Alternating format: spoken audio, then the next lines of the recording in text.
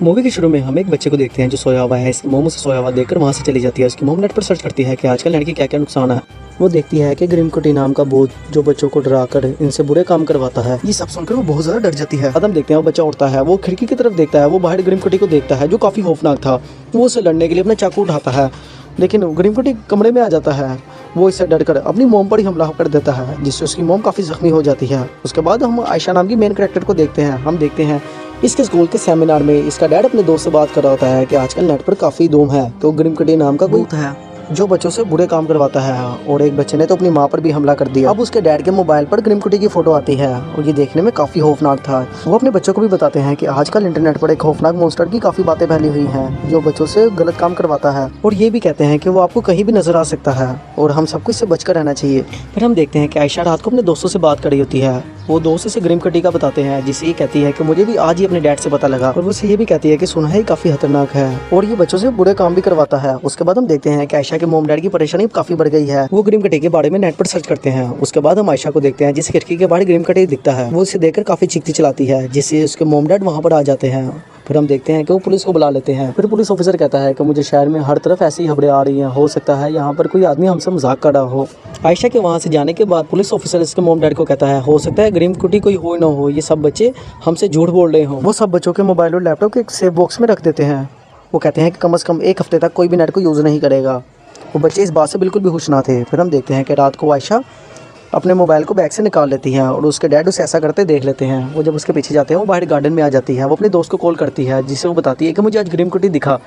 उसकी दोस्त कहती है चले हम सुबह मुलाकात करते हैं। इसके बाद आयशा अपने गराज में ग्रिमकुटी को देखती है। उसे देखकर काफ़ी डर जाती है। वो इसका हाथ पकड़ लेता है। फिर हम देखते हैं कि वो इस पर चाकू से हमला कर देता है और ये उसे भी चाकू मारती है, लेकिन वो इसे ज़ख्मी कर देता है। इसका खून निकलने लगता है और इसके चीखने चलाने से इसके मोम डैड वहाँ पर आ जाते हैं।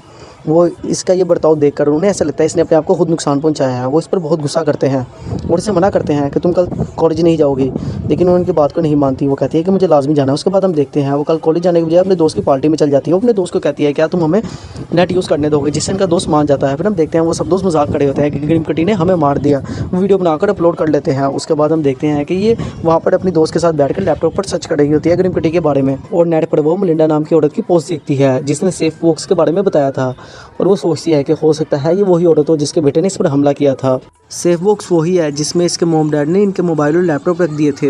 आयशा की मोम अब वो वीडियो देख लेती है जिसमें इसके दोस्तों ने ग्रिमकुटी के कंट्रोल में आने का नाटक किया था। वो ये देखकर काफी गुस्सा होती है। अब हम देखते हैं कि रात हो चुकी है और आयशा अभी तक अपने उस दोस्त के घर पे ही है। फिर अपने छोटे भाई को वीडियो कॉल करती है। वो इसे बताता है कि मोम डैड तुम्हें सुबह से ढूंढ रहे हैं, तुम कहाँ पर हो। उसके बाद वो पार्टी से बाहर निकलती है तो बाहर वो ग्रिमकुटी को देखती है। वो इसके पीछे अंदर आ जाता है। वो वहाँ पर किसी को भी नजर नहीं आ रहा था। वो आयशा के पास आता है, उसे गले से पकड़कर उठा लेता है। वो चाकू निकालता है, वो इसकी टांग पर मारता है और उसके बाद इसके बाजू को भी काटता है। उसके बाद हम देखते हैं कि वो चीखती चलाती है और इसके मोम डैड वहाँ पर आ जाते हैं और वो ग्रिमकुटी वहाँ से गायब हो जाता है। आयशा को जख्मी देखकर वो सोचते हैं कि इसने खुद ही अपने आप को नुकसान पहुंचाया है, जिससे वो बहुत हैरान होते हैं। उसे लेकर घर पर आते हैं। जब वो घर आते हैं तो देखते हैं इसका छोटा भाई भी वहाँ पर बेहोश है। असल में उसका छोटा भाई जब लैपटॉप यूज कर रहा होता है पीछे ग्रिमकुटी को देखता है, जिसे वो देखकर डरकर बेहोश हो गया था। उसके बाद हम देखते हैं कि आयशा को और इसके छोटे भाई को दोनों को अस्पताल में एडमिट किया जाता है। जब उसकी मोम वहाँ से जाती है तो आयशा उठकर अपने भाई का लैपटॉप यूज करती है। वहाँ पर मलिंडा की पोस्ट देखकर उसके घर का ड्रेस निकालकर वहाँ पर चली जाती है। मलिंडा से पूछती है कि जो आपने पोस्ट की थी इसका क्या मतलब है, क्या आप वाकई ग्रिमकुटी को जानती हैं।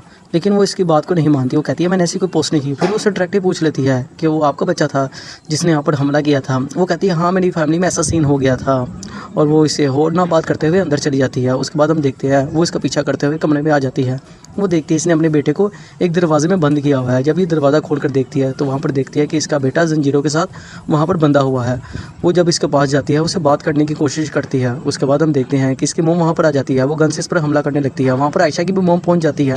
उसके बाद आयशा की मोम उसे लेकर मेरे साथ जाने लगती है। वो किसे कहती है कि इसने अपने बेटे को कमरे में बंद किया हुआ है, जिससे आयशा की मोम उसकी बात को नहीं मानती। फिर हम आयशा बहुत ज़्यादा जिद करने लगी थी, जिससे उसकी मोम उसके मुंह पर थप्पड़ मारती हैं। फिर वो उसके पास अंदर जाती है। उसे कहती हैं कि मेरी बेटी सच बोल रही है कि झूठ बोल रही है, ये मुझे खुद देखना होगा। उसके बाद वो देखती है कि उसने वाकई अपने बेटे को एक कमरे में बंद किया है। वो उसे कहती है कि क्या कहानी है, जिस पर वो कहती है मुझे खुद भी नहीं पता, बस एक दिन मेरे बेटे ने मुझे पर हमला कर दिया था। फिर हम देखते हैं कि वहाँ पर ग्रिमकुटी आ जाता है और ये इसके बेटे को उठा लेता है। फिर हम देखते हैं कि गन उठाकर आयशा की मोम पर हमला करने ही लगती है कि इसका बेटा आकर इसके पाँव पर चाकू मारता है, जिससे वो बेहोश हो जाती है। और पाँव पर चाकू इसने इसलिए मारा था ताकि वो सुकून में आ जाए। फिर मलिंडा को जल्दी से अस्पताल पहुंचाया जाता है।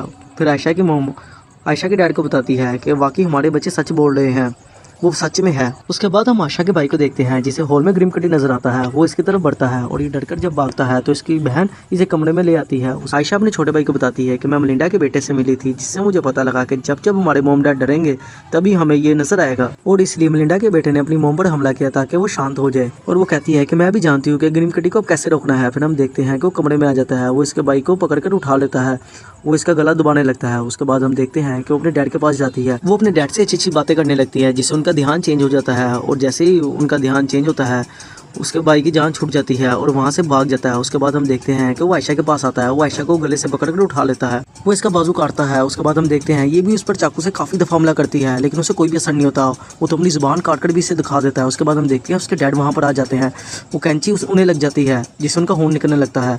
ग्रीम कटी वहाँ से भाग जाता है, लेकिन वो दोबारा इस पर हमला करता है, वो फिर इसे गले से पकड़ लेता है। अभी सारा कुछ इसके डैड देख रहे थे और इन्हें अभी इसकी सारी बातें सच लग रही थी। उसके बाद हम देखते हैं कि वो अपने आप को रिलैक्स करने के लिए एक इंजेक्शन लगाते हैं, जिससे वो रिलैक्स हो जाते हैं और आयशा की जान छूट जाती है। उसके बाद वो आयशा के पास आते हैं, वो कहते हैं कि बेटा मुझे तुम्हारी बात मान लेनी चाहिए थी। अब उसके डैड भी होश हो जाते हैं और उन्हें जल्दी से अस्पताल ले जाया जाता है। उसके बाद हम आयशा को देखते हैं जो एक वीडियो बनाती है, वो कहती है कि ग्रीम कटी वापस तो आ सकता है, लेकिन हमें शैतान को रोकना है। वो जब जब हमारे सामने आए हमें अपने मॉम डैड पर हमला नहीं करना है, बल्कि उन्हें याद करवाना है ताकि वो सुकून में आए, जिससे हमारी जान छूट जाए और ये शैतान हमारा कुछ भी नहीं बिगाड़ सकता। फिर हम देखते हैं कि वहाँ पर ऐसा ऐसा सब कुछ ठीक होने लग गया था और यहाँ पर ही मूवी की एंडिंग हो जाती है। अगर आपको हमारी एक्सप्लेनेशन अच्छी लगी हो तो हमारे चैनल को लाइक एंड सब्सक्राइब कर दीजिएगा। थैंक्स।